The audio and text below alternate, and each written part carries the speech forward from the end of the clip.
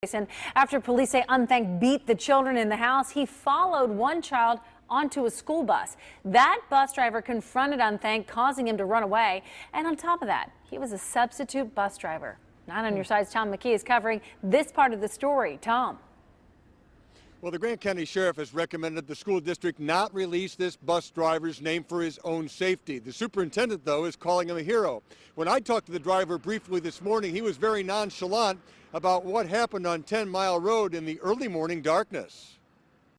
This particular action at this particular time, done in the manner that this bus driver did it, was probably instrumental in preserving the safety of the children and the family members that were in the house. We're talking about this house on 10 Mile Road. That's where the driver arrived for a pickup Wednesday morning, but sensed something was really wrong.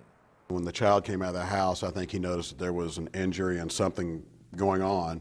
As the driver sat behind the wheel, a woman emerged, followed closely by a man with something in his hand. When he saw the perpetrator or the attacker, he exited the bus, had the monitor close the door behind him, and intervened to the point where he was able to preserve the safety of the kids and the family.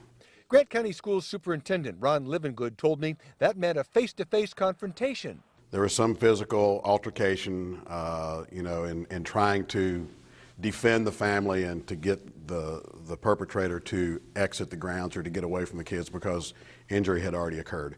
Bus drivers aren't specifically trained to get that involved. It's just human nature to protect others in need. Well, I think it goes beyond Good Samaritan. I think courageous. And remember, this happened in the early morning darkness.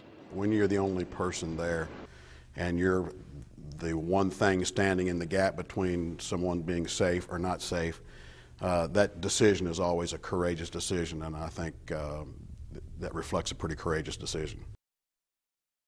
And I talked with that driver after he left the St. Elizabeth Medical Center here in Grant County. He was treated for some minor injuries, said he was very, very sore. I also asked the superintendent what happened if the regular driver had been on the route instead of this substitute. He quickly responded that he thinks that any of his staff would do whatever they could to help a child or anybody else in need. Tom McKee, 9 on your side, live in Grant County. Still pretty remarkable. Thank you, Tom.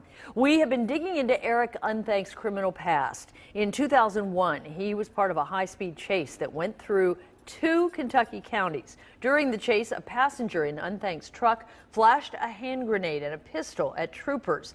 Unthank was charged with complicity to attempted murder of a police officer, but the charges were dropped in Muhlenberg County in favor of a federal drug charge.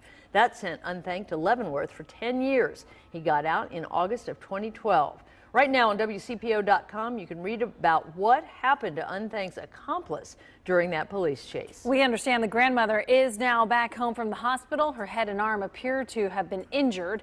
Officials have not provided more information on the conditions of the 2 children taken to the hospital. We will get that to you as soon as possible.